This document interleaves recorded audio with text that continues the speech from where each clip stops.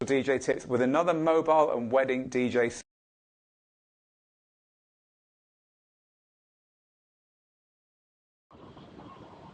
Oh, that's better. Peter Phil here at Digital DJ Tips. There is a slight, there's a slight bit of brightness behind me, so I'm in a bit of shadow today. I'm actually not in the studio. I am at home. Anyway, less of that. Let's talk about what I wanted to talk about today, which is playing warm-up sets, playing DJ sets where you are playing in a residency in a club, but you're not the star attraction. You're the warm-up DJ. And why this is such an awesome thing to do, and why you really should be chasing this kind of gig if you don't already have this kind of gig in your life.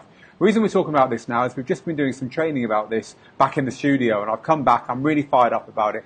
I was trying to work out why I was getting so fired up about it, and I remembered it's because through my decade and a half of DJing full time in clubs and all over the place, warm-up was the thing that I kept coming back to. It's the thing I enjoyed the most. It's the thing I had the most fun doing. And so I was really, really excited to talk about it today on some of the training we were doing, and I just wanted to share my thoughts about playing warm-up with you now.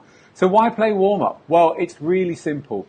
Being a warm-up DJ in a decent venue, in a decent club, gives you a chance to play on that big sound system, gives you a chance to play on hundreds or thousands of watts of PA power. It gives you a chance to be in the real DJ booth with the monitor speakers, to feel the bass in your tummy, to feel the reverb, to deal with that kind of there's no other way of describing it, electricity of playing in a big venue. It's totally different to playing at home and totally different to playing in a little bar or a lounge.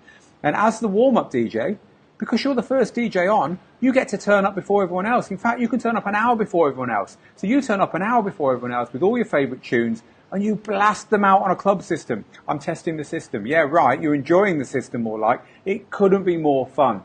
But also, being a warm-up DJ teaches you to be diplomatic, to deal with everyone, especially the promoters who are worried about the night. It might be you that are taking their kind of worries out on. Teaches you to be patient because you've got to slowly build the crowd up. Teaches you to be humble because people aren't there for you. They're there for the headlining act.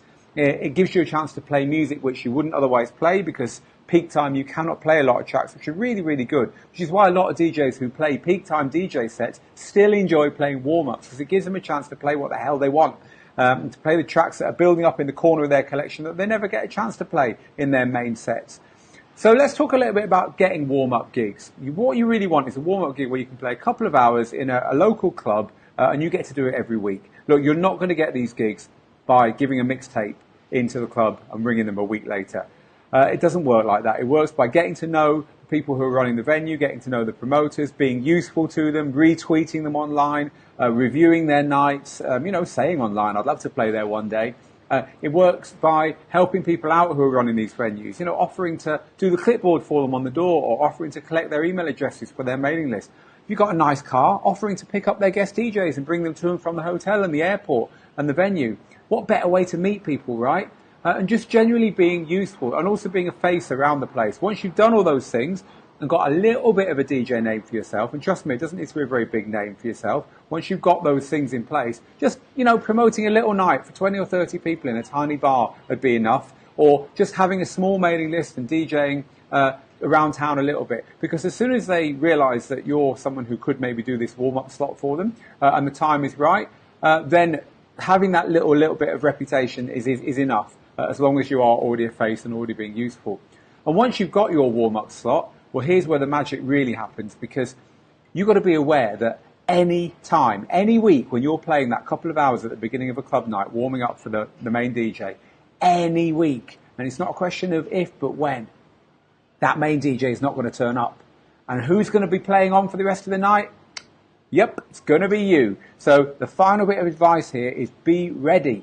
Be ready with that 30 tunes that you're going to play in the peak slot, that one time that the guest DJ cancels at the very last minute and there's no one else to take their place. So many DJs have made their name by just carrying on playing from the warm-up because the guest headliner DJ didn't turn up. So for all those reasons, looking for a warm-up DJ slot in a local club is a really, really good thing to do. I hope I've given you some advice here. Well, some idea about why it's so good, and also some advice about how to get those slots. We're just going to end up very quickly talking about what to do when you've got the slot. So you're going to play energy level 3 out of 5 music, no more than that. You're going to try and get the girls on the dance floor, not the boys. You never get groups of boys going on the dance floor early, right?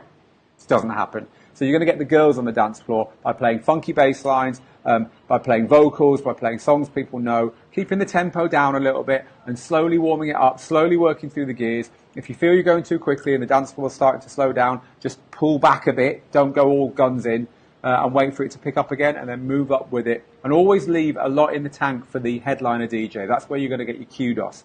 And finally, the big no-no, never, ever, ever play anything that was made by that headliner DJ. Don't play their tracks, don't play their remixes, don't play their re-edits, don't play anything with their name on it. They won't thank you for it. You're not paying homage to them. You're not giving them some respect. You are just going to annoy them. So be careful not to play music by the headliner DJ when you're warming up. So that's it. That's today's Tuesday tip live here on Digital DJ Tips, coming live from my balcony, not from Digital DJ Tips HQ today for a change. If you've liked this, please leave your comments below. Leave your comments about DJing warm-ups, and I'll get my team to post a couple of really useful posts from Digital DJ Tips down there as well. So I just want to quickly say hello to David and Nagoyan and Chandra Prakash and a few other people, to Carl. It's really not scrolling today down here for some reason. Let's see if I can just pull this up and get some more names. No, it's not playing ball. But anyway, to everyone who's said hello down there, we'll call you out down underneath the video afterwards as well. But this is Phil for Digital DJ Tips for another Tuesday Tips Live, saying have a great week, and I'll see you very soon.